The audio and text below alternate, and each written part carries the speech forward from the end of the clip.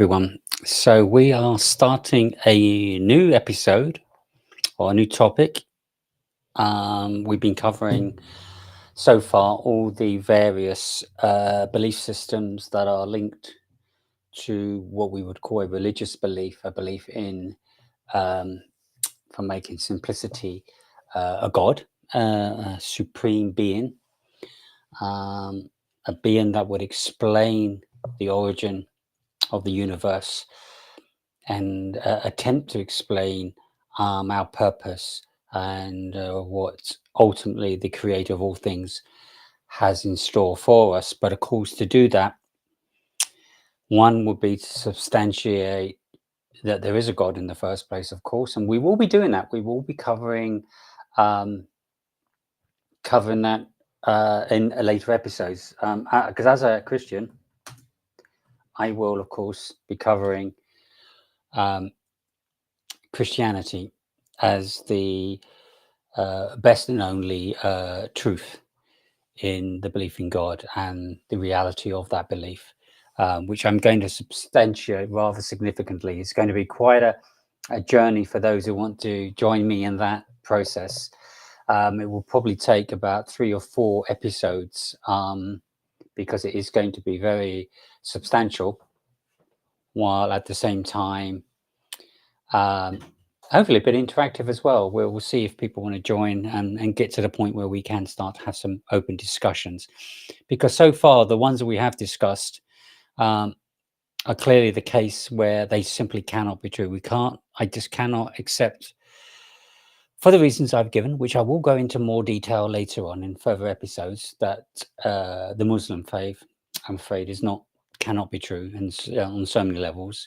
The same for Mormonism, LDS, Seventh-day Adventist, and we also looked at Jehovah's Witnesses, all of which, based on the detail, if you like, when we start uncovering the layers of those belief systems, we can see clearly that they cannot be true, cannot be from God, because God, as our concept, is very clear, the creator of all things, the most intelligent being, if you like, would certainly not be flawed with human limitations. It would not be an essence that would be void of truth, an essence that would be inconsistent, contradictory, and so on. It's got to be in all those positive qualities. It's got to be absolute in each one. And I will accept to some degree that isn't always so easily provable, of course, but what we can do is eliminate belief systems purely on the basis of where it clearly isn't true, clearly is contradictory. Then there's a case that can be eliminated. And one of the problems we got here, where we're going to talk about atheism, is this whole misconception. And I want to start from the very, very beginning here, is the conception of that atheism is looking at the proof that there is no God, but it seems to be doing so on the basis of looking at religion. And that's not what I want to do. And to prove atheism is false is to say, well, let's compare it to religion, because religion is really more about a human connection with the belief in God based on its own preconceived ideas, etc. And where there may be flaws in those ideas, you could see where that is the case. So I'm just checking if we can see it. I'm online. Okay, I am live, and I've got, not sure what's the story here. Well, anyway, I'm on live. I don't know why some people can't see me. Hopefully there's no issue with that. If so, what I will do is I'll probably republish the recording anyway on YouTube, and a link in other mediums and formats as well. So basically what I was saying there is that it's not about religion per se, because that's simply the byproduct of a human link and connection to a belief in God. It's not the belief in God itself. So it's not the basis that we believe by looking at religion to prove there is a God. So atheism can't at the same time prove there isn't a God by looking at religion, because you can find flaws in religion because it's a human's endeavor to link to that God, not the evidence of God itself, if you see what I'm saying. So that's one of the flawed arguments that atheism use a lot. Not all, of course. Some are a bit more sensible and say, okay, I just don't believe the concept of God, that there is this all-knowing, all-wise creator that always existed. Now, half the issue we've got with that, of course, is we are talking about a concept that isn't provable in the absolute sense, because we have the limitation of us as humans to be able to prove something that never had a beginning, and something that is all powerful, all knowing, and so on and so on. We simply can't prove it in an absolute sense based on our limitation, but we don't necessarily need to. The reason being is not everything, even if an atheist, as an atheist who may be watching this, would agree that not everything that you agree to and accept do you know for sure. There are many things that you have a belief in, a faith, if you like. A faith is where it's not an absolute certainty, and there's an element of the unknown, but the confidence is strong enough that in all cases of probability that the end result will be favorable, and now you have a faith in that case. I'll give you a silly example, just that one I can think off the top of my head.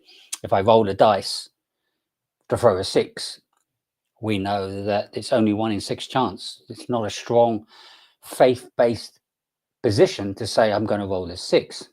However, if I say I'm going to roll the dice 100 times, and at least one time in all those 100 times a 6 would appear, then your confidence is high. It's not a certainty, because you could possibly roll every other number bar 6, but the probability is very, very small.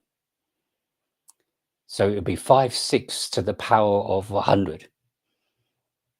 It would be the probability of 1 against that. So it's 0.00001, you know, very, very unlikely, because there's so many rolls, you're going to roll a 6 fairly soon. If you've rolled it 1,000 times, you know, it just gets more and more ridiculous, to the point where, though it's not a certainty, you're basing it on the reality of the likelihood of it happening. And that is a faith-based position. So even atheists have faith-based positions on things. So you can't eliminate the fact that faith exists. A belief in something that is not certain exists and is rational. That's how we work as humans. That's how human nature. Not everything is based on absolute scientific or whatever kind of methodology of a level of certainty. And that's the same with, even you look at science. Science is based on facts, but it's actually not quite true. It's based on a high level of facts, but not all of it is facts. Some of it is still experimental. It's still, shall we say, 90% likely. There is still an element of uncertainty. The reason why we know that is we know that science have backtracked, re-evaluated its situation, changed some of its known so-called laws and theories or whatever. Don't forget it has theories, of course. There's a bit of a clue in the name. So that's all part of the general, even consensus as a scientist, that it tries to be as factual as it can based on what we would say is certain. We know gravity is pretty much certain as a known scientific fact, but not everything within science is absolutely known for a fact. But it has levels of probability, you know, that it's very likely to happen or very likely to be true, but not absolutely certain. When I say absolute, I mean 100%. There's no room for doubt or error, in case you want to be sure about my terminology here. I don't want to be caught up with all these terminologies. So I want to really make it simple, clear, and how we look at these concepts. So with atheism, there's been this huge, I mean, starting from the very beginning, this huge idea that science is all based on just absolute and only facts, and which is linked to science, linked to the natural world and the investigation, discovery of what we have found out about the natural world. And that's all what atheism is doing, is that because of those facts, and that's only what it looks at, it cannot prove there's a God, because it can't factually prove there's one. Now, the problem with that, of course, is that's not strictly true. I'll give you some silly examples here, clear examples. Not all scientists, of course, are atheists. A lot of scientists are actually theists. So it isn't because of science that determines whether something is true or false, whether in terms of whether there's a God. It just provides evidence about factual events that we can establish in the world we live in. And that only, again, is very limited. I mean, scientists would agree, as much as they have an incredible advancement in knowledge and scientific discovery, they still know a very, very, very tiny amount of the universe. There's 99.9999% of the universe, it still is unknown to it. It doesn't know if there are further universes. There is this thing which we have discovered is the Earth is expanding, the universe is expanding, which if you want to reverse engineer that, when you can go back, it means it must have been less and less of a universe the further you go back, which kind of logically makes sense. And I think that's an acceptable option. So, hi, brother Jason, just sent me a good message there. He's going to copy the link to his stream. That's nice of him. Thank you, brother. I hope you're well, Jason. Been thinking and praying about you recently. So, this whole thing about the existence of the universe coming from a more simpler source makes sense because it's expanding. The opposite of expanding means it was less than it was when it expanded previously. And you keep going back, it will be less and less and less till you get to what you call a point in time where you could say is kind of the beginning of the universe. Now, to just change the terminology a bit, let's call the universe matter, just to make this whole thing a bit easier to comprehend. Matter is simply the material world we live in. It's in all many different forms. You've got a sort of static matter, which is just matter that just like, I don't know, wood, rock, whatever, just exists, versus a more living type of matter. I mean, it's all living in a way, but living in a matter where it has the ability to grow, develop, has cells that reproduce, living matter in the terms of animal, plants, etc. You can see the distinction. And of course, the distinction is that's inanimate objects versus animate objects, which can develop, adjust, and perform in a very different way. And we wouldn't be too clever to simply agree the distinction between the two. When we're looking at an animal, when we're looking at a piece of rock, we're not saying they're one of the same thing. And I'm sure any atheist would agree there is a very, very clear distinction. There's a reason why I'm saying this early on, because you're going to see later on how this all plays a part. Back to my expanding universe thing, which most atheists agree with. And I mean, the evidence is there, so I wouldn't disagree with it either, that the universe is clearly expanding. There's no reason why you would say otherwise. The evidence is 100% there in terms of some evidence is there to prove that point.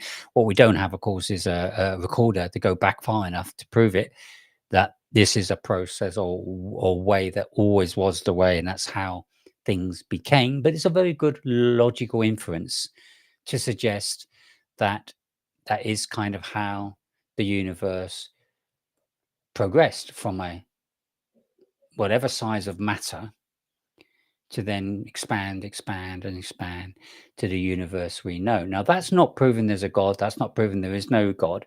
It's just at least trying to define some terms on how the universe started. Now, this is where it gets interesting.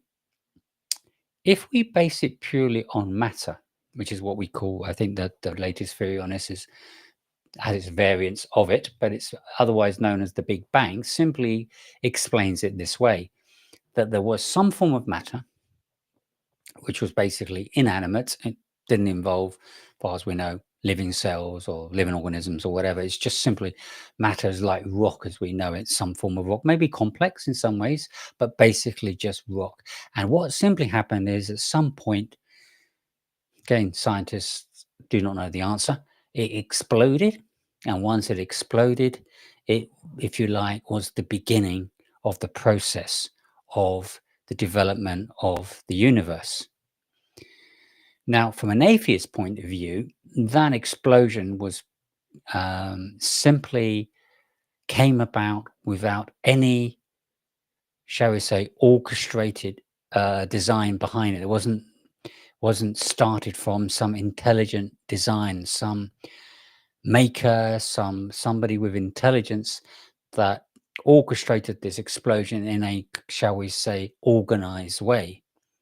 But if there is no God, then of course there wouldn't be that organization, that intelligence behind it, and it would therefore be reliant purely on natural processes. And that's what we're going to start looking at, to see if some of these explanations of this natural process really actually make sense. Oh, really? Are you atheists really out there just kind of accepting a lot of this without really being able to stop and think, does it actually hold up to scrutiny? And that's what we're going to be doing. We're going to do this in a number of different ways. We're going to start by tonight just going over the basic, if you like, introduction of these premises to why this whole argument kind of falls flat on its face from an atheist position, and why it needs to be re-looked at, and the theist position really needs to be genuinely considered as a result. And we can't just, as an atheist, or those who are atheists, I should say, cannot really continue, if they're being honest with themselves, to just run with this theory without fully looking into the detail to support it. And I would highly recommend and suggest, as you're going to see through the weeks, that there is a need for investigation. There is a need to uncover the layers and look behind what really makes up the whole atheist position, and whether there is any credibility for it to be a genuine contender for a belief system that we should hold to. Now, my argument as a Christian is no, the argument is massively flawed, significantly flawed. But what's going to get very interesting, not tonight so much, but in weeks to come, is there is a lot of new discoveries, a lot of new information out there that really does fly in the face of the atheist position. There is so much more substantial evidence now to show that the atheist position is significantly flawed, and therefore, by default, the theist position, or the intelligent design, if you like, source of the universe, is a much more feasible option. Not only is it a bit more feasible, of course, because we're going to take it to another level where the basis of more, or probability of more likely, the more stronger position as a theist is then translates into reality through a number of events that have taken place and still continue to take place as evidence that there is a God.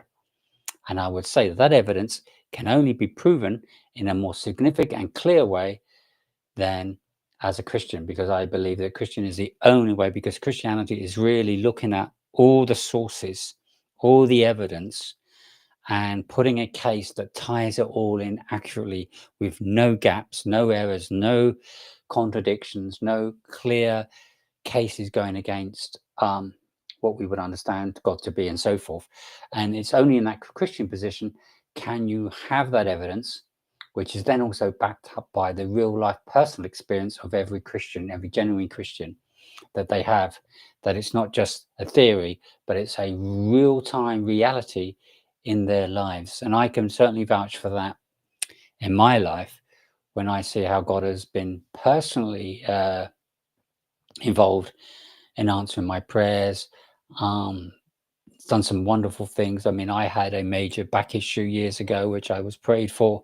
I got instantly healed. You know, you just can't make these things up. No atheist could explain how somebody just praying for you could heal a major back issue. And I had a major back issue. I mean, I had x-rays that showed the evidence of it, and they said there's only major surgery, which is one, expensive, and two, risky. Is the only option, because they couldn't guarantee that it'd be successful, and it could actually make the situation worse.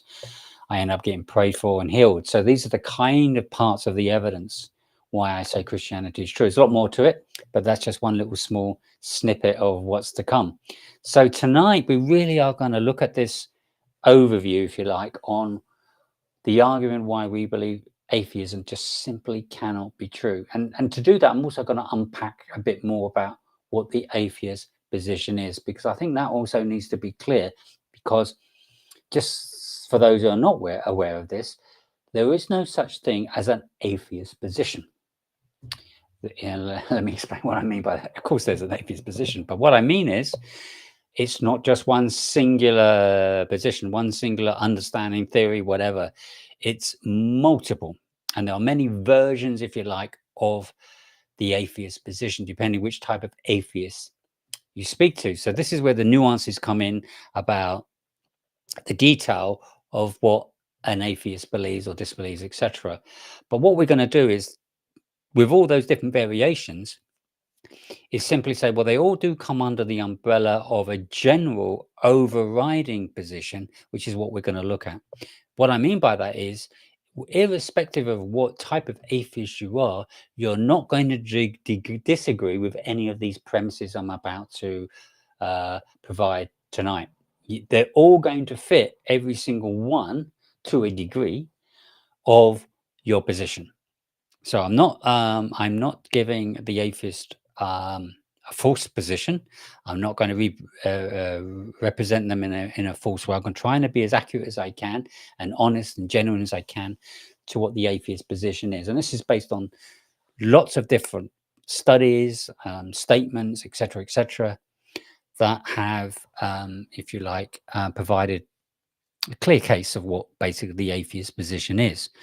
Now, first and foremost, and let me just pause here a second. I just need to have a drink.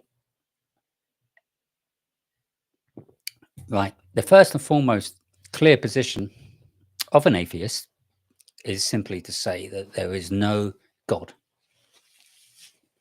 And what I mean by that is, I'm not saying that there's simply no God. What they really mean is there is no powerful creator with intelligence design that is behind all things. If you like, the opening or beginning of creation as we know it, of this universe, came from some intelligent source. We call it God, but you don't have to necessarily call it God. Let's, for argument's sake, it's just some sort of intelligent source. Because that will open loads of questions, of course. If the whole of the universe started from some intelligent source, then that begs the question, what is that intelligent source? The next thing that begs that question is, did that intelligent source have a beginning?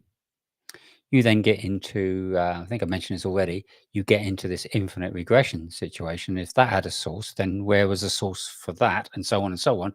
So ultimately, one of the logics, even though we can't prove it, of course, it's beyond our comprehension, is whatever that beginning was, must be something that always existed. It has to be outside of time and space for that to logically make sense. Otherwise, you get this infinite regression where you never get to a beginning of what really started the universe. Because whatever that start was, where did that start come from? You still have that same dilemma, if you like. So that's part of the challenge. It doesn't mean that God isn't true or an intelligent source is not true, just because we can't fundamentally in our head work out how can something not have a beginning.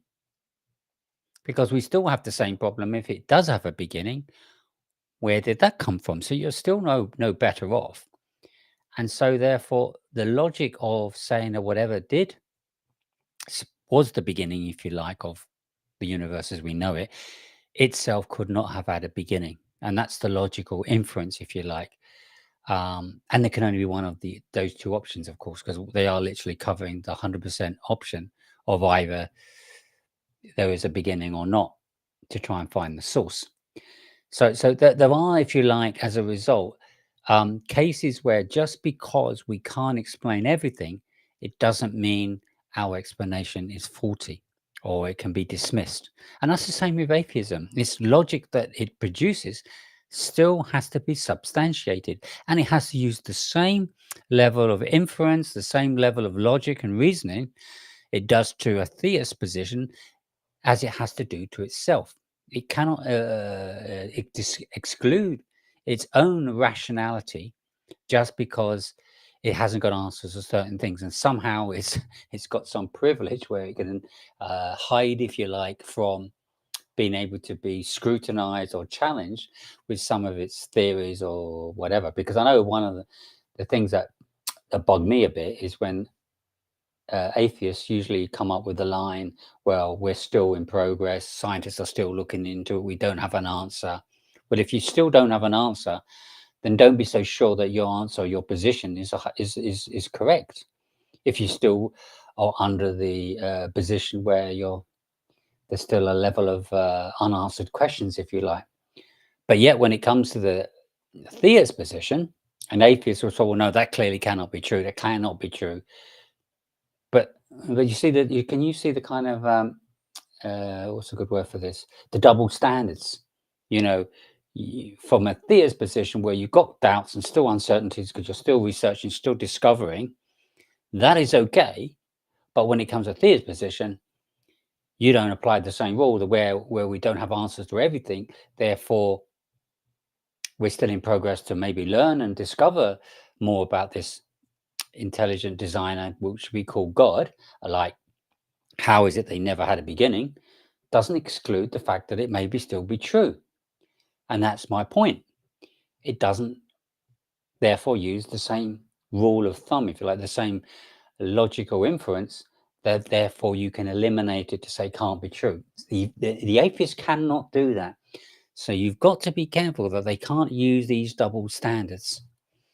So now that we've got that out of the way, and good evening, Annie, welcome.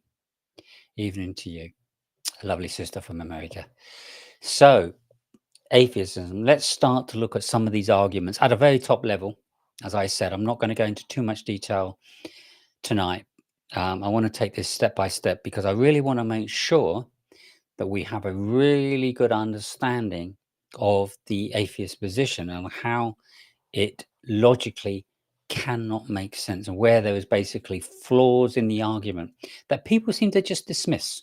They seem to just think, oh, can't be a God. One good explanation, which I think is a fair explanation without going into detail, is look at the state of the world, how wicked it is. How can there be a God if he allows all this wickedness? It's a very good question and a valid question. But that doesn't disprove there isn't a God. It just says, okay, we have some issues here. Fine, I accept that the world is a mess at the moment. There's so much wickedness going on. There's so much corruption and inhumanity, and lots of things that aren't right, and so on and so on. It's not good for sure. But again, that's not the basis to prove if there's a God or not. Of course, those questions do need to be answered, and we will do that. We will answer those questions when it comes to the case of Christianity, which will be coming up later on. Where are we now? 10th of September. Probably might start in a couple of weeks' time. I don't know, 2 or 3 weeks' time, or maybe beginning of October. But it's going to be pretty interesting. I'm going to almost suggest it's going to be a little bit unique because I'm going to try and explain Christianity in a slightly different way than I've kind of been familiar with when I've looked and researched on a lot of ways that people have brought the case for Christianity, and all of them have been very valid. But I want to bring in a slightly different angle to hopefully help complement all the various different ways that the proof of God, proof of Christianity is true, can be put together. So now I've mentioned that, let's get back to our arguments. So our arguments I'm going to be starting with tonight is this very basic overview of where we see major flaws with the basic premise of atheism. So let's do that. So let me just bring up my notes. Where did I put those? Here we go.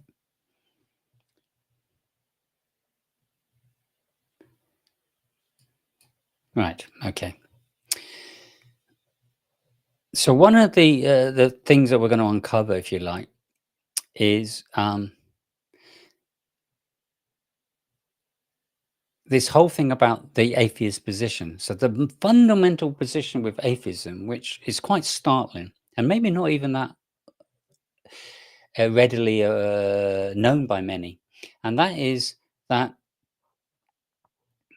truth and reason are not in agreement.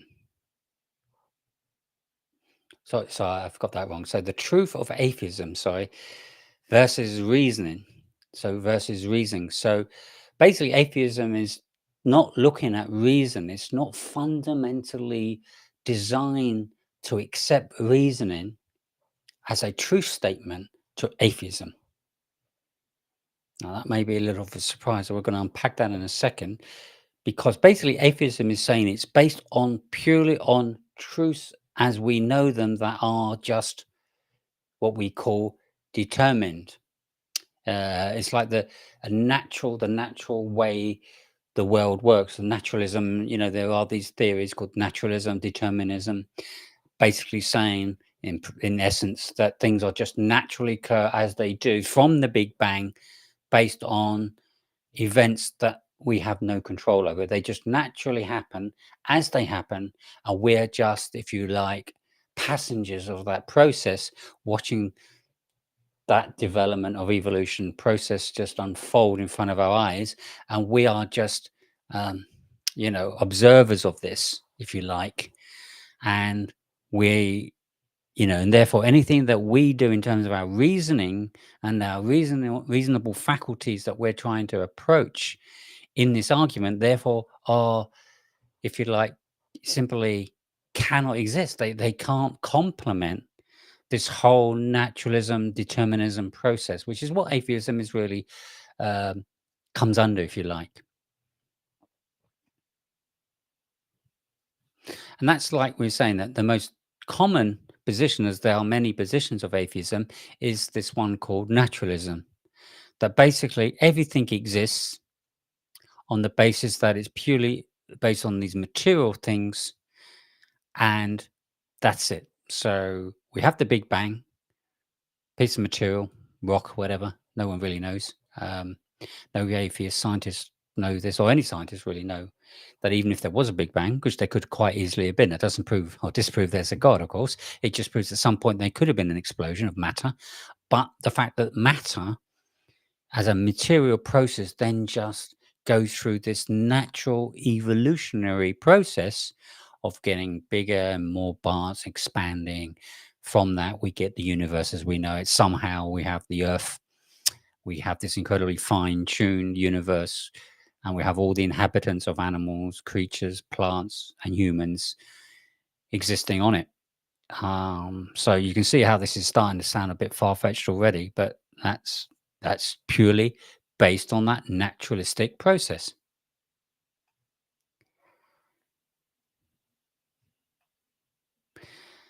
Now, there is another form of atheism, which, even though it takes that into consideration, and we call that a closed case, by the way. So it's just defined in that manner, and there is really no room outside of that. That's what I mean by closed case, to suggest any other kind of argument. But there are some atheists that kind of realize the flaw in that argument. It cannot be purely on the simplicity of that, because again opens the absolute floodgates of reason, rationality, morality, and so on, that just simply haven't been taken into account. And if you do take them into account, if we are purely going based on a natural process, therefore it basically clashes. It goes against the grain of that natural process.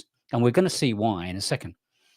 So they do have this open discussion that there may be some more argument over some variation on this, and they use things like Plato, which rationalizes certain these theories and reasonings to suggest there is some kind of former power, some form of whatever. But then again, that's hardly supporting the argument of atheism. It's more supporting the argument that there is some kind of how do I put it, form of intelligence or form of superior source to kind of rationalize the kind of world that we live in. The fact that we as humans are the way we are, with the thought process we have, the mind that we have, that doesn't fit well with this general materialistic understanding, of course. And again, that just then begs the question, maybe there is more to it. It cannot be simply just some kind of natural deterministic kind of evolutionary process, and that's it, because it doesn't fit the model of the way we see, especially in terms of humankind and how unique we are as humans. So if you're going to believe it as an atheist, then you've got a huge problem to try and explain this natural world when you see things that are in front of you, which goes against the grain of that natural process. If we have a natural process, why do we even have morality? It makes no sense. There's no morality. It's all subjective. It's just, in fact, it gets in the way of natural process, but we can see the value of these moral perspective. So it can't be just ignored in that way. So this is where we got the conflict, major conflict, in fact. And this is the arguments we're going to go through now to kind of unpack some of these at a top level, of course. And I'm no scientist, I'm no expert on this matter. I mean, I have studied science, I did study at school and so on, but I'm not for 1 second professing I'm an expert on the matter. But there are lots of studies that have been conducted, and there is a lot of research done where we can unpack some of that details. And all I will do is try and help the audience, those that are listening in, to try and explain it in a simpler way as possible, so that I can get as many people, shall we say, clear and understandable on these subject matter and how these things are explained. Because obviously, when you go down the scientific route, especially, it does get rather complex. And even I'm no expert myself, so I don't really understand the absolute detail of some of this theory and research.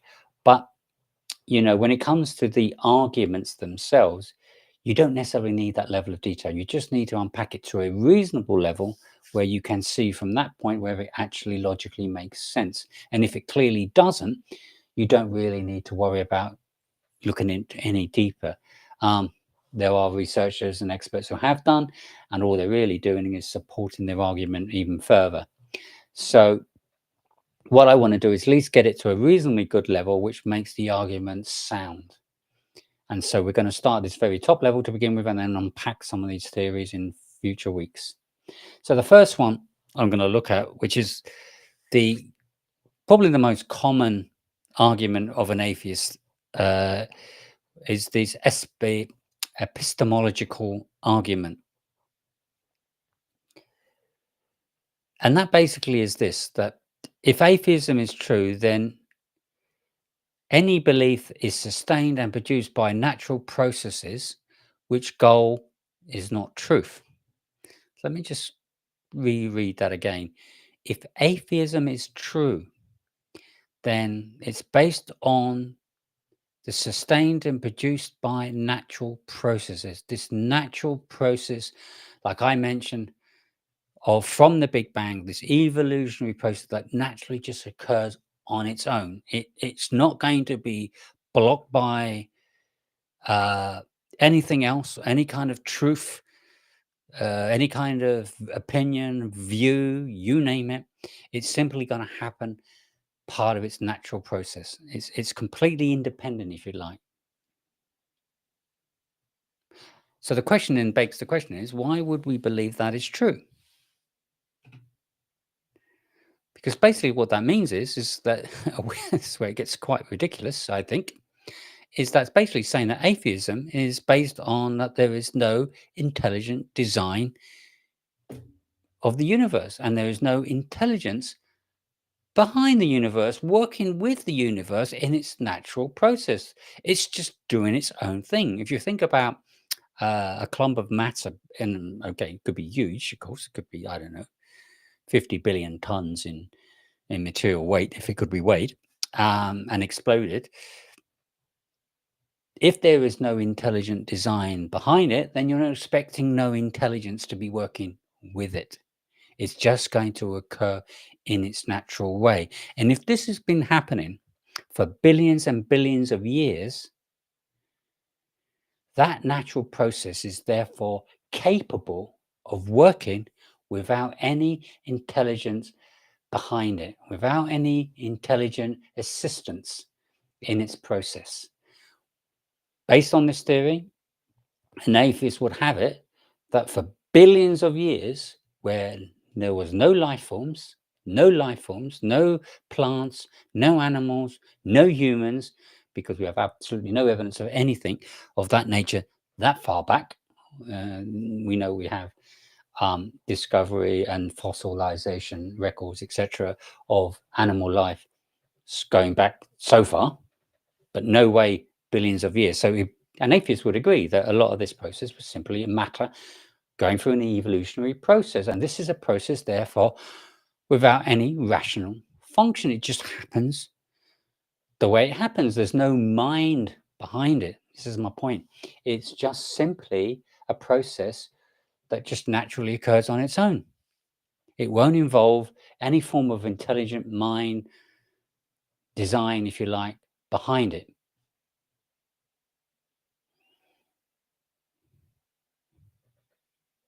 And that's where it gets interesting. So what about our minds? In a natural process, how on earth do we end up with the minds that we've got, with rationality, with thought process, with the ability to consider, different positions on things that go against the grain of a natural process? Somebody came to me the other day, I thought it was a really, really good point.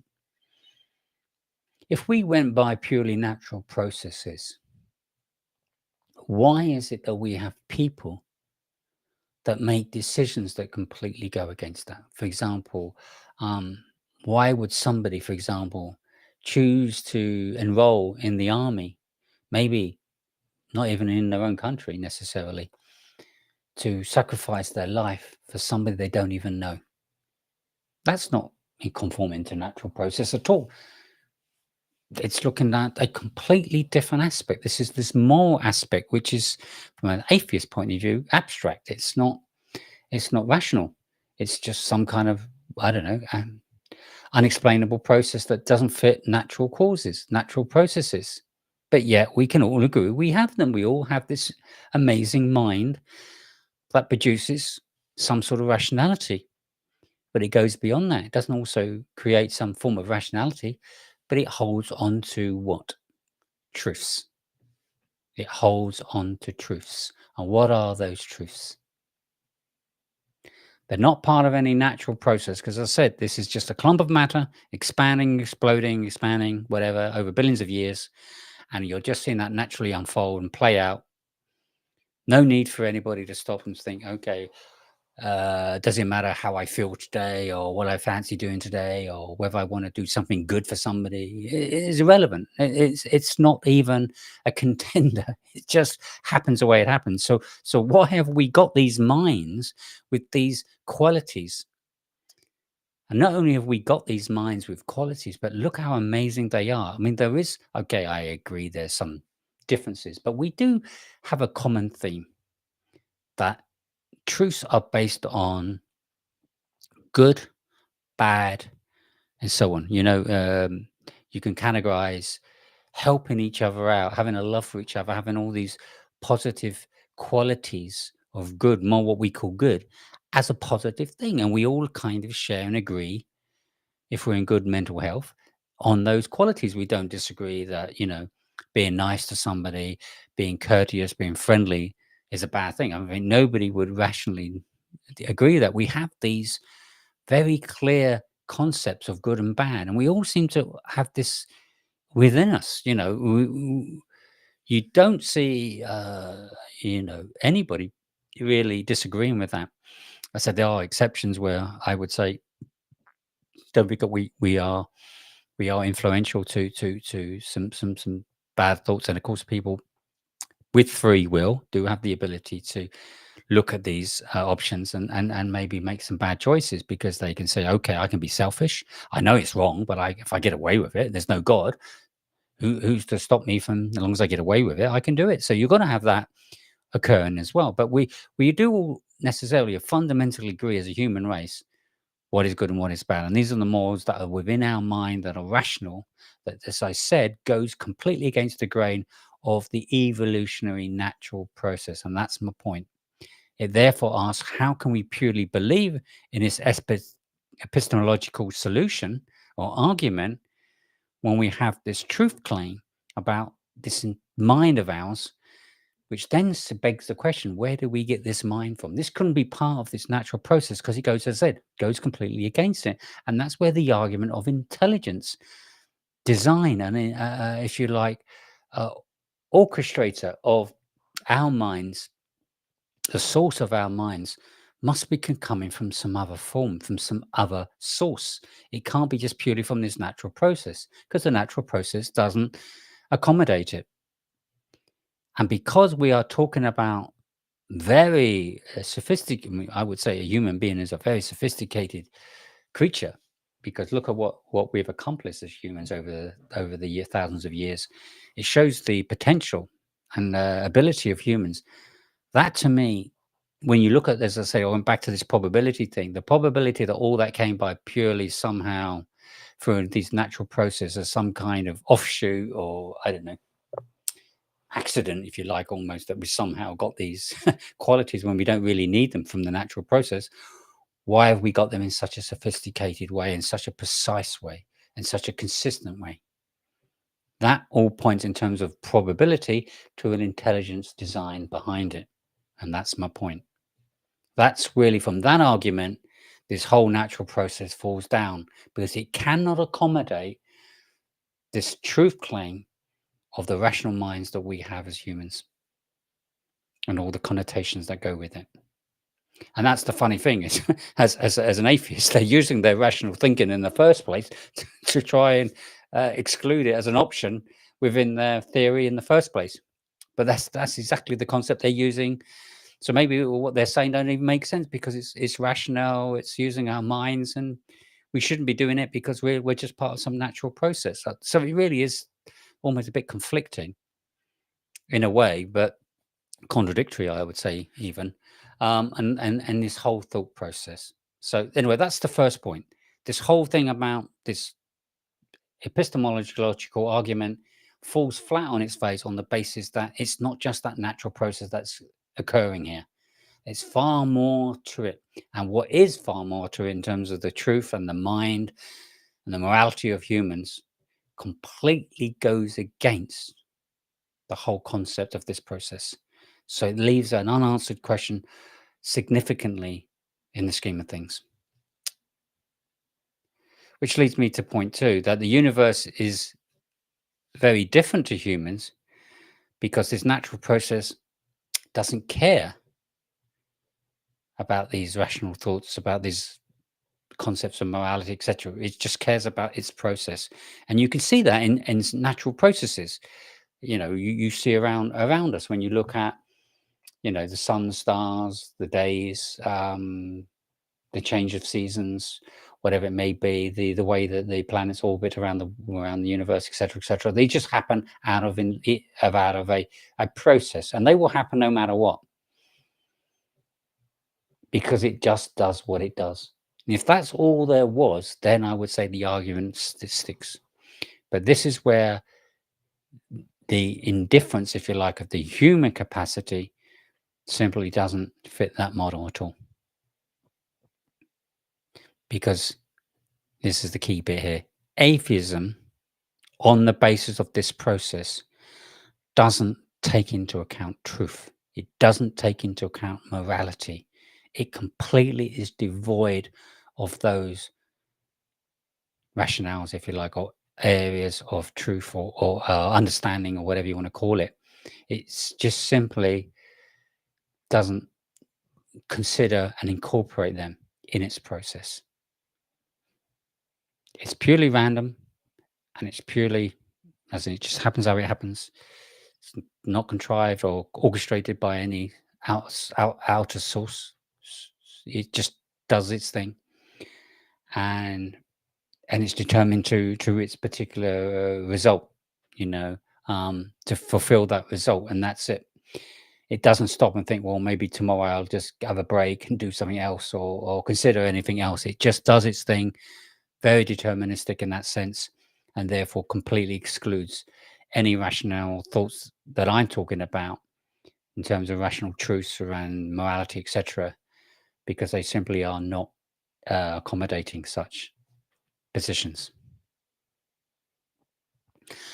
The next one, I don't really know this one so well, but I'll just read this out. It's called the Plantinga's, apologize for my terrible pronunciation, Plantinga's Evolutionary Argument. In fact, this is actually a very good argument against atheism, actually. So it's not an argument towards atheism. Given evolution and atheism, our minds evolve not according to searching for truth, but according to what is useful for survival. So this is a very good point here. If we go through the natural process, if we do end up having a mind, the mind should be working as in conjunction with that evolutionary process. But you can clearly see it doesn't. We are here not purely to survive, even though survival is important, but it's also far more than that. It's all about also the search for truth, the search for meaning in life, and so on. So there is there's obviously a big gap between just believing it from an evolutionary, deterministic process, than the belief in truth and meaning and so on. So in other words, we can have thoughts that are meaningful, but it could also be false.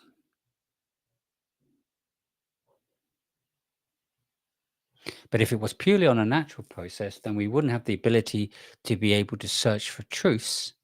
If they existed, it purely would be just on the basis of survival. And that's the point. The argument is therefore because we can see that it's far more meaningful. There are clearly identified truths. There's clearly identified moral standards of what is good and what is bad. They simply prove it cannot be purely this so-called natural process.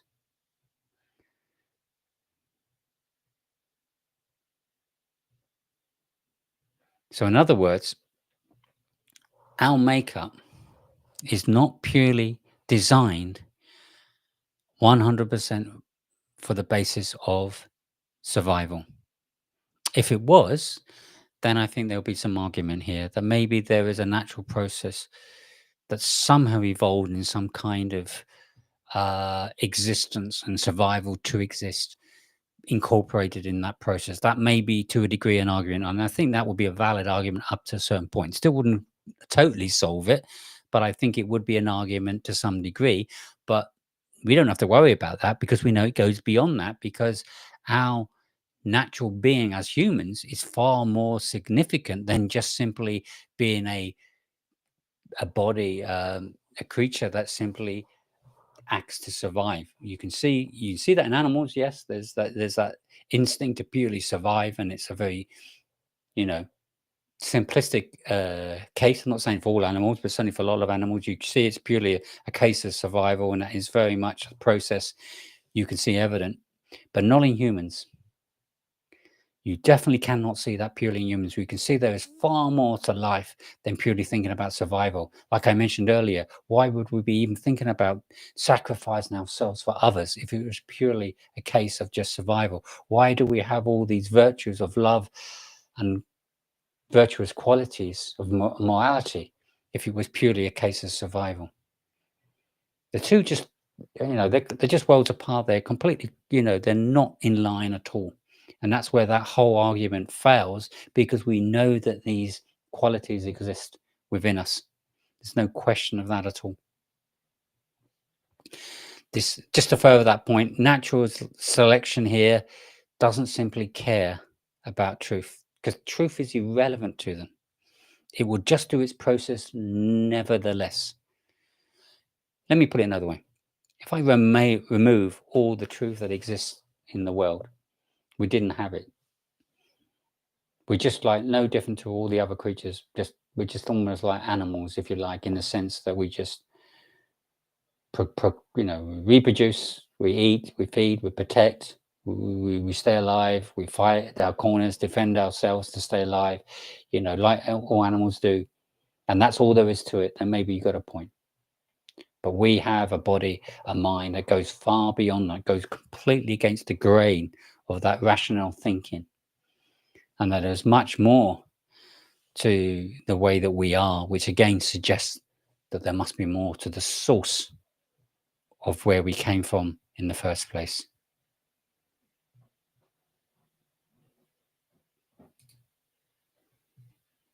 Okay.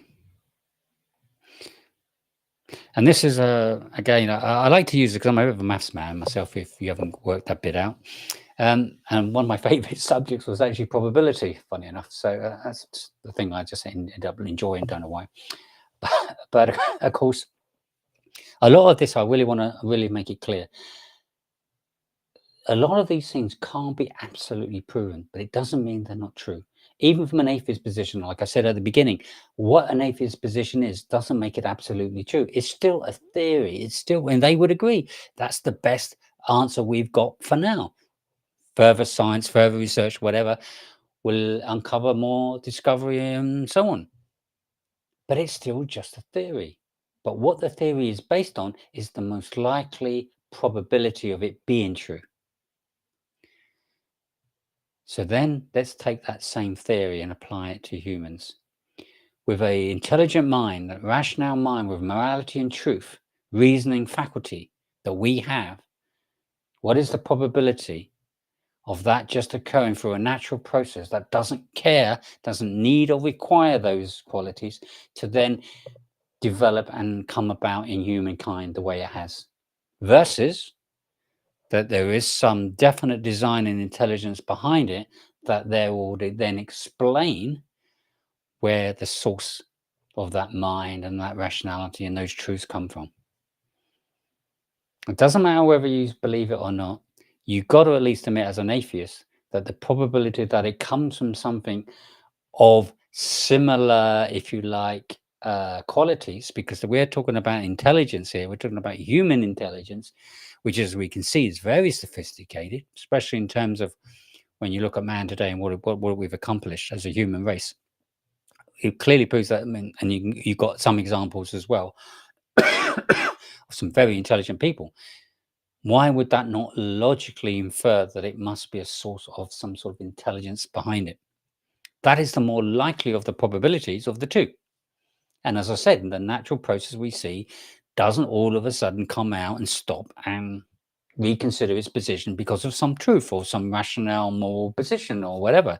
It just simply doesn't. It just happens through its natural process, devoid of these qualities. And that's really, if you want to start getting philosophical, why would you even go down this argument to say that there cannot be God when this is pointing to an intelligence? And the source of an intelligence is what's then under question, not whether there's an existence of this intelligence, but just what that intelligence is, if that makes sense.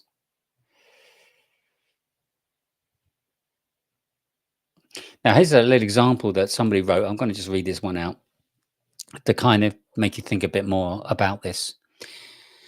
Let's say that I had a drug called a matrix that makes you rationally process heavily unreliable. So basically, this drug is messing your head up, so you can't think straight, and therefore all your rational process is just all over the place, and therefore can't be relied on. It's so powerful that you're also unable to be self-aware of what you believe and whether it's true or not. So this is obviously a serious drug we're talking about. Given that proposition,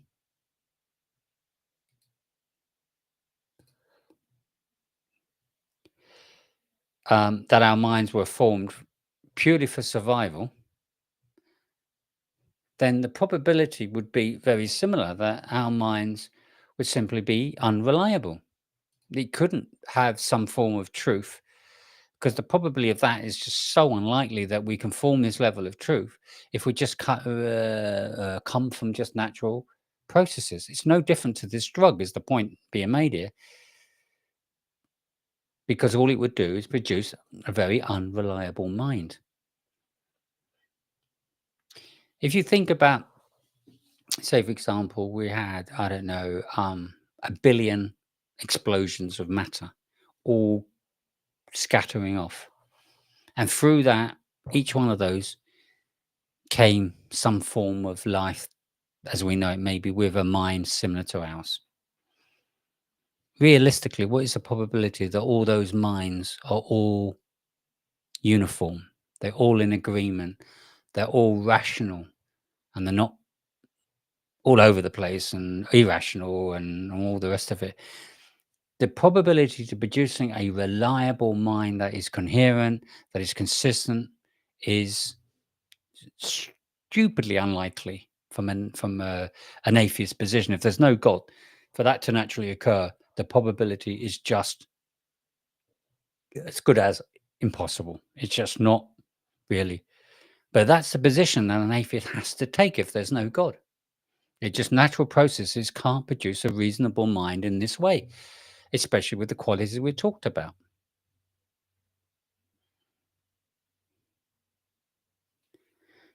So here's the point. Therefore, with the level of cognitive faculties that we have and the reliability of those faculties of our mind, when you think about, apart from when people have some mental issues or whatever, we all will have issues from time to time.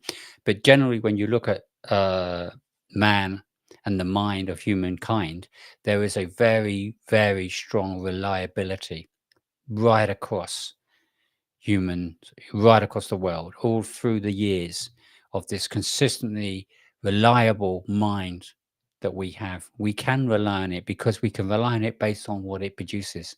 We can rely on it in terms of what we see as morally true versus what is morally false, in terms of our behavior, rationale, logic. It's not all chaotic. It's very, very controlled. It's very, very consistent and reliable, which then begs the question, surely that level of reliability must come from some intelligent design, compared to it not coming from an intelligent design, because the output, the results, do not suggest it's just some random process, part of this, natural process that doesn't really consider or incorporate this element. It's just random, processes that occur. From that perspective, that is not random in a complete sense, but random in the sense that it's not going to form a mind and all of a sudden a rationale with truths and morality that's going to be consistent across the whole of the human race, for example. Again, this is going towards the evidence, or stronger evidence, there must be some intelligent design behind it. Otherwise, why have we got the minds we've got? In other words, it just simply doesn't make sense. And that's one of the strong arguments against atheism, is why on earth would we believe in any of this if it's purely on the basis that there is no intelligent design behind it? We as humans are an incredibly great evidence, or a case for God, or a case for an intelligent design, than anything else, because of the way we are and the consistency of it. So there's another argument by Dr. Slagle, discovers another argument that leads to a problem here in atheism reasoning. The argument is that this determinism, because we have no free will. If determinism was true, our beliefs are not determined by free will or rational beliefs, but just formed from a simple process. But we do have free will. I think that you can't argue. I mean, you would be crazy to argue that we don't have free will, which goes against the grain of this determined existence, this determined process, this natural process. it will all be predetermined and we will just fit that process. But we don't just fit that process because we go against the grain of that process. We stop and we challenge it and so on. Um, Again, this is all due to our ability to have free will, to reason, rationalize, and make decisions on it and change our course of action as a result.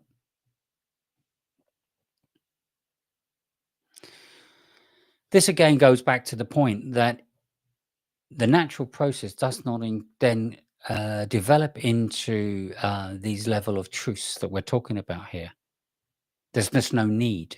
It just wouldn't have any uh, n- need, rationality, or whatever, any kind of explanation that says that we should have some kind of explanation to why we have these truths, these areas of morality, and so on, and these levels of mental behavior that we have.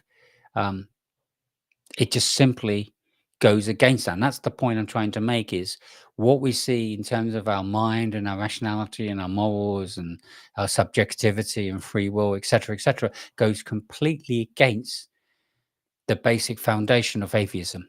Because atheism is without any kind of purpose from that perspective, no intelligent design behind it. It's purely a material, deterministic, natural process, which therefore doesn't require any of these qualities. That's my point. So therefore, the probability for them to exist and the way they exist, the sophisticated way that exists, completely goes against the whole evolutionary process that atheists support.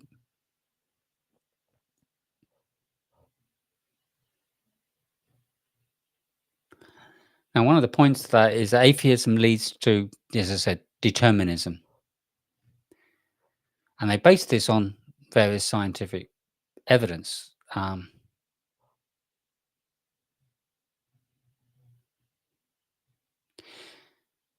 Basically, there's a theoretical physicist called Sabine Hossenfelder demonstrated that free will is incompatible with the laws of nature.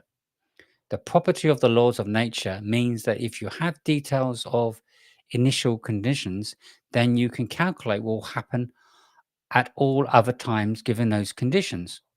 So, in other words, if you're based on very predetermined processes, then you can calculate what's going to happen next and what's going to happen after that. But then that goes against free will because free will allows you to, if you like, intervene in that process and go against that process and come out of that process and and go a different direction. So in other words, let me get a bit philosophical here. We're saying that with the Big Bang and from these natural processes, everything is already predetermined. And if everything is predetermined, we do not have free will. But we clearly see we do have free will. So not everything is clearly predetermined. Taking the next step, it means, therefore, if everything's predetermined and we don't have free will, we can't have rational thoughts. We can't be considering, what's right, what's morally true, and so on. We can't have all these different thoughts that we have, this ability to rationalize, if we're just already involved in a predetermined process. This completely goes against conflict. It's a conflict of interest between what is an atheist position, if we're going by predeterminism, natural processes, versus the rational mind, free will. But yet we know they exist. So how can they exist if in the predetermined process it's not possible? Nowhere is scientists, or any atheist scientist, I should say, come up with a conclusion to prove that natural process creates free will, rationality, and so on. They agree it's a completely separate process they have no answer for. But more importantly, that's not good enough for me and shouldn't be good enough for you, because we're not just saying it's not something that a scientist can't answer. It's something that simply doesn't fit the model. Natural processes that purely happen without an intelligence behind it through determinism would not create the rational mind that we know of, especially when you talk about the level of sophistication of that mind.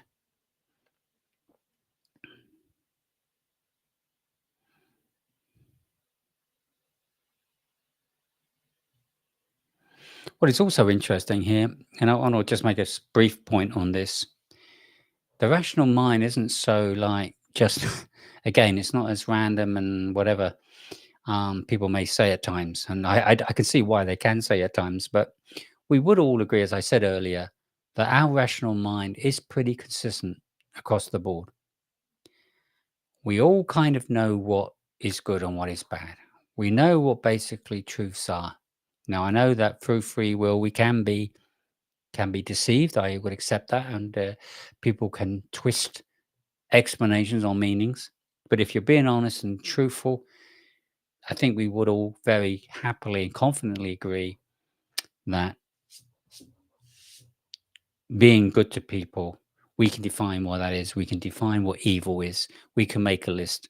And this, just for argument's sake, we all made a list.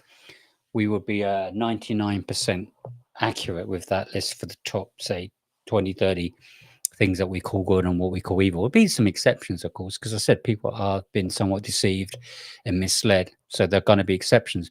But the consistency shows that there is an innate quality within us of these morals that we live to.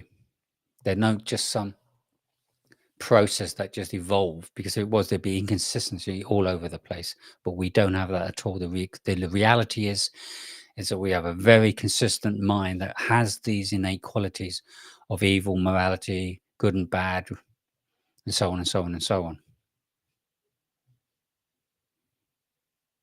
And this is what we call this kind of theory of intuition, the definition of intuition. We have this, if you like, examples of intuition working in us, where we can be, where we can put logic together, a rationale together, and look at things in a, from a different perspective. We're not just confined to defined, determined processes, in other words. Like I said, if you didn't have that strong an understanding, say you haven't been educated yet into all truths, all the common truths of good and bad or what have you, I think we'd all agree that, for example, just killing somebody or torturing somebody just for the fun of it is clearly wrong. It's clearly evil. We wouldn't have an issue with that.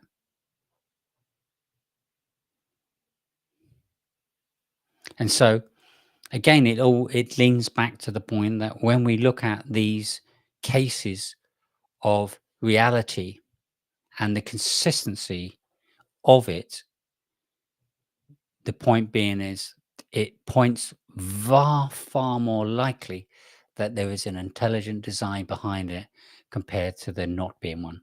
Being purely under the atheist position of this deterministic, materialistic, whatever you want to call it, natural process, evolutionary process, then the probability of this whole innate morality and rationality and free will that we've got simply is just way too unlikely. And that's really the point. So what I'm really saying there is, as an atheist, you really should be looking to what is more logically likely.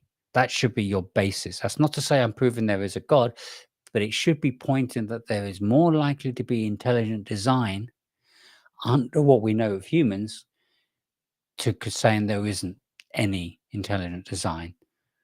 That's the source of the universe.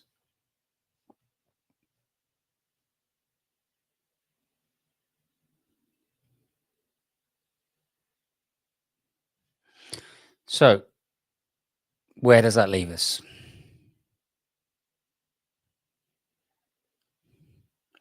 Well, it produces what we would say here is like a gap between the position of the atheist under its naturalistic, deterministic position versus this whole thing of looking at truth, rationality, free will, and the causes of these things and why we are the human race we are. Why do we do things that go against the grain of these processes? Why do some people You hear sacrificing their lives for others, even people they don't even know.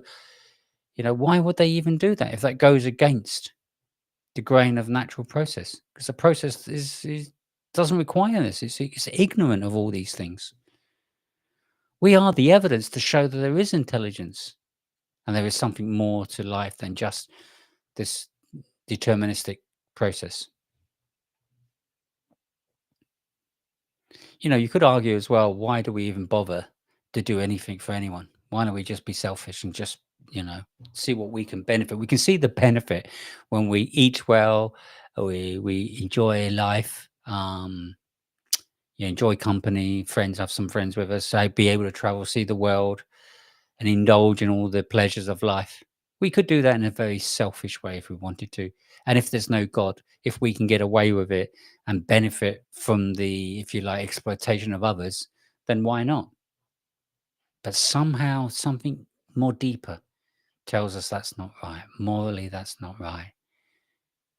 We have a mind to say that there is something far more than just being a dot in the evolutionary process.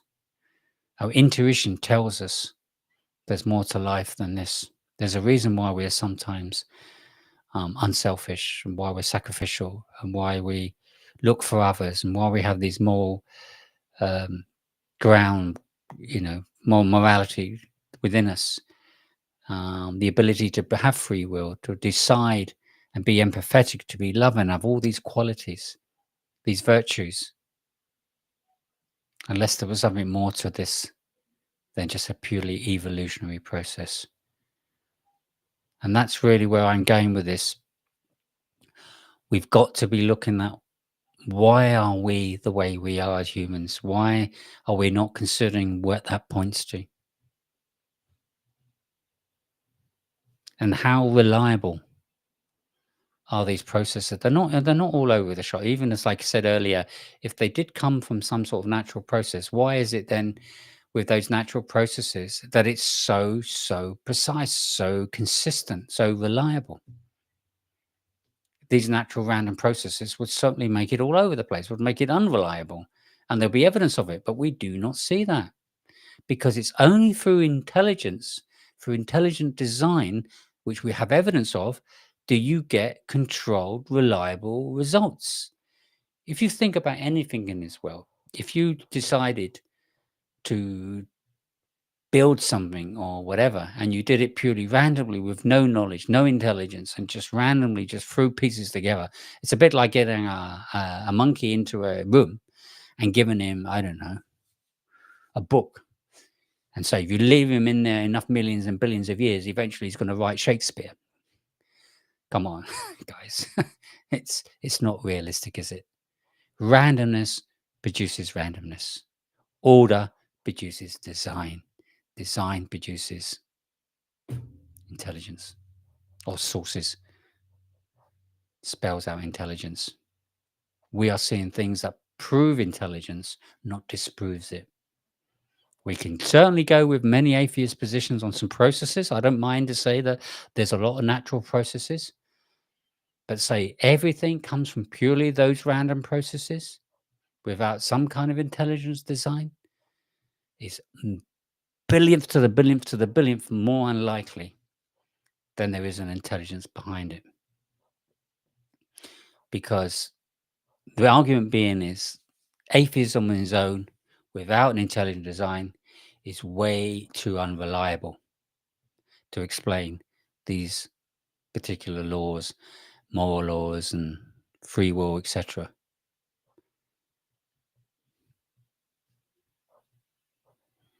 So you can put as much philosophy on this as you want. You can put as much argument as you want. And I know Plato and others come up with their jumped on the bandwagon with all this.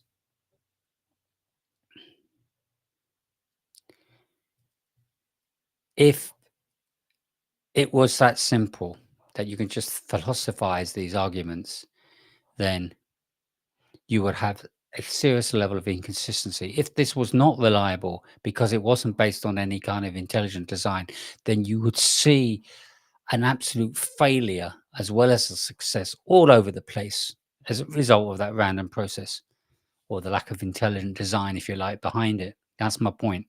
The lack of a real, strong, reliable source only leads to unreliable results. And this is what we're really going to unpack in the future weeks, is looking at the differences between what we see as reliable versus unreliable, what we see as theories when we start to uncover the layers, if you like, of why certain theories cannot be concluded the way they have, and why some new evidence have come forth as well to again point even further towards intelligent design. Now, I'm not saying there's a God just because I'm saying there's intelligent design. That's the next step. But I am going to, in weeks to come, show you how you can go from an intelligent design to a creator of the universe. The creator of the universe is the God as we know it in the Bible, as the document of evidence of God's word, the creator, the intelligent source of the universe. But I'm going to be honest. I'm not going to say, therefore, there is a God. I'm going to prove it than further weeks to come. So from an atheist position, all I'm saying to you atheists out there is at least consider that if you purely look on your naturalistic, deterministic viewpoint, then there should be chaos on any realm of understanding or concept that goes completely against the grain of that process. Free will, rationality, morality, truths, etc., reasoning that we have as humans completely go against, that's my point, this position. So we should see a complete chaos if there's no intelligence behind it. It should just be, some sort of byproduct that's, gone completely wrong. I'm thinking about my car. Funny enough, I've been having some problems with my car. It's been an understatement. As my mistake of buying a diesel. Sorry for those diesel owners out there. But if you don't drive your car good distances, you got this byproduct, as well.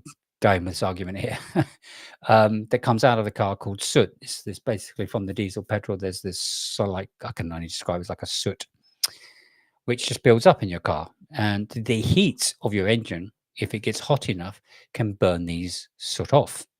It's no different to when you think about when you have a fire and you burn the fire, you have a certain soot, but if you have it going long enough, a lot of that soot is burnt off. So when you do long distances in a car, that will burn off the soot and all is good. But what you wouldn't see is there's soot building up as a byproduct, then all of a sudden being something that then is converted into something useful and consistently useful. Maybe somehow this soot builds up, gets recycled, and starts building the engine and correcting the engine in some way, or helps steer your car. It's just matter. It ain't going to care how it comes about. It will just follow the natural process. It's just a product that comes out, or a byproduct that comes out of the oil through that process to leave this soot residue, which then, if you drive it long enough, gets burnt off. I didn't, of course, drive my car long enough because I'm doing all my short journeys. I'm building up soot to the ridiculous level that it then causes issues with my car. So that's my point. Byproducts from natural processes don't produce something that then all of a sudden is meaningful, can have purpose, and do all sorts of clever stuff as a natural result of the process. There is no examples of that. Just no examples of that. Not in a way when we look at rationality and morality. We don't have the soot all of a sudden forming so big that it becomes now a creature and starts walking around the earth with all sorts of ideas.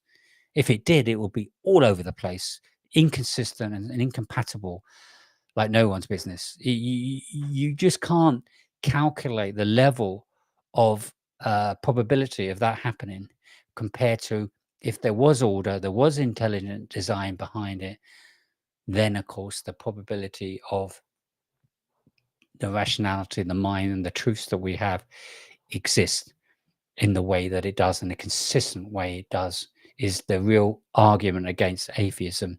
And so atheism has to really address this properly and stop skirting around the idea, well, you can't prove there is a God. You can't prove this, you can't prove that. Well, sorry, Mr. Atheist, you can't prove a ton of stuff on what you believe. You only go based on what the scientists have discovered so far. And as we know, it's still not even 1% of answering all the questions. It's not even 0.0001% of 1% of 1% of the total answer to all the questions of life. We don't even understand life. I mean, it wasn't that long ago when we're looking at, we'll go into some detail later about this single cell. This single cell was just some plain little single cell, and then blah, blah, blah. From that, we got this evolutionary process. What we didn't know, there was a world within the cell itself. And a phenomenally complicated coded language sitting in one single cell. You tell me that one single cell just came about with that level of intelligence behind it? It's a bit like getting an empty box. An empty box.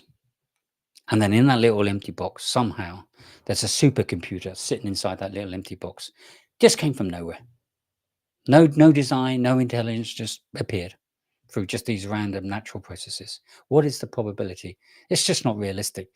Are you going to base your whole belief system on these ridiculous theories and rational beliefs on something that is that unlikely, versus what we're clearly seeing is a demonstration of us as humans, the way we are, the way we think, the qualities we have?